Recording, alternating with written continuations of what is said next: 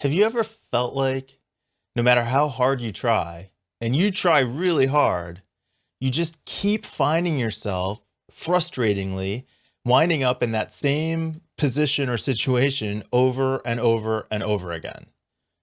I know it's happened to me, and it was one of the things that I really had to face to start to turn around my IT business. So, what I'm going to share with you today is how you can use this idea that how you do anything is how you do everything to get some insight into what might actually be going on.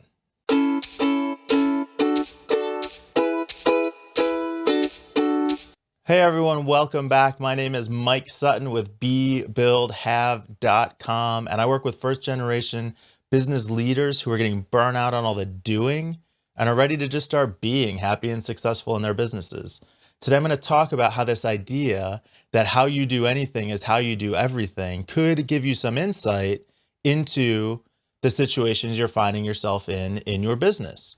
Now, I know it's a very kind of absolute statement, and you may or may not agree with it on the surface, but I would encourage you to just reflect with me for a few moments here, and I'll kind of break it down here. So the first time I heard this quote was in a T. Harv Eker book, The Secrets of the Millionaire Mind, I believe. I'll put a link in the show notes in case you're interested. It's a really good book. I definitely suggest you check it out.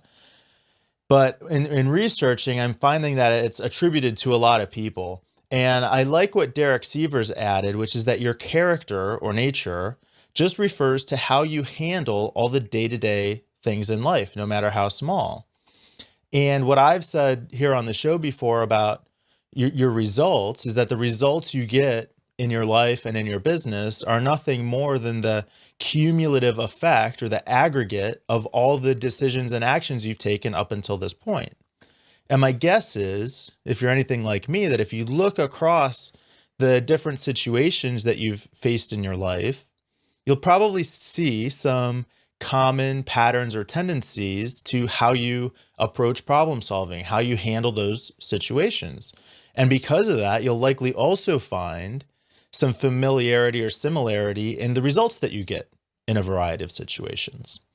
So when you look at how you handle things in your life, what is your pattern?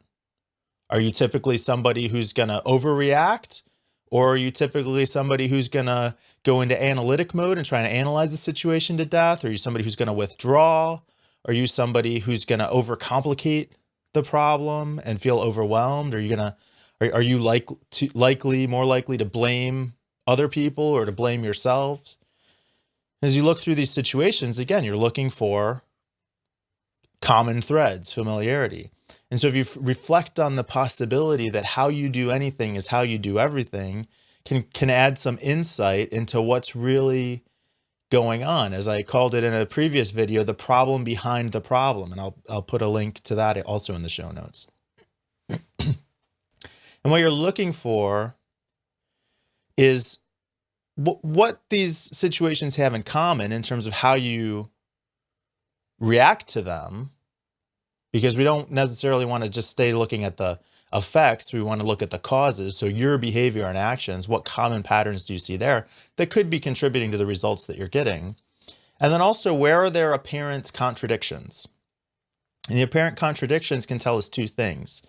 You might say you don't handle home situations the same way you handle business situations. Like, I get that, but you're likely to react similarly in similar situations. So where there are apparent contradictions, what's different about those situations, but also what's similar about those situations? Maybe there is something that, you register these two situations as completely different. You think, well, I don't act the same way in both of these situations, but what do they have in common? Maybe they do have something in common.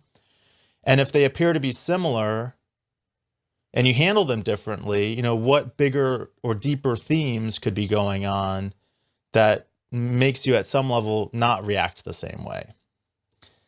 And again, this is going to take some reflection and some contemplation and some just, you yourself sitting to work through what some of these patterns might be in your life. And I work with this with my coaching clients who are typically business owners trying to figure out how to get better results in their businesses. And if you want to have somebody to bounce some ideas off, feel free to reach out to me.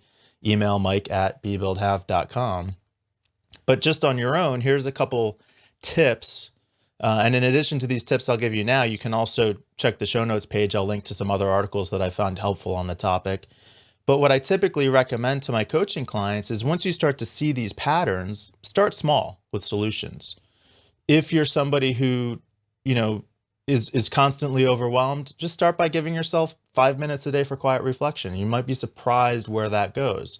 If you're just trying to learn to enjoy working your business again, pick a small thing every day that you can do that's going to feel good and help move you towards your goals, and just commit to doing that one small thing every day. And whatever else happens is okay, but you can just do this one small thing. So start with small habits, set it up as a daily routine, set up easy to follow daily routines that are going to make you feel happy and successful in your business, even if it's just for that one small part of the day. And from there, you've got now a seed that you can cultivate. So take that one small routine, that one small new habit, that one new area where you've been able to focus, and start looking at how you can expand and grow from there in your business, and add to that and get more of that, and let that be a bigger part of your day.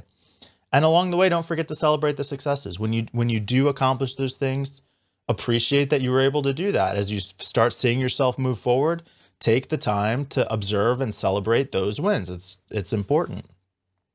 And in closing, I'll just leave you with a thought. Another famous quote is just the idea that those who fail to learn from the past are destined to repeat it. And you've got lots of opportunities to look back and judge yourself from the past, but you also have as many opportunities to look back and learn from the past. And so hopefully you'll join me in making that transition in our businesses.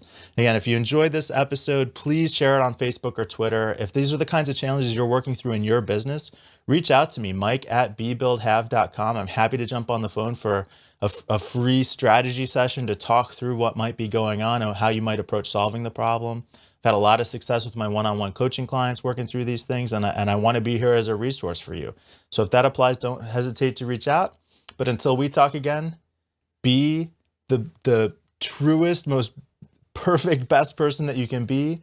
Build a business that you can love without qualification, and have a happy and successful life.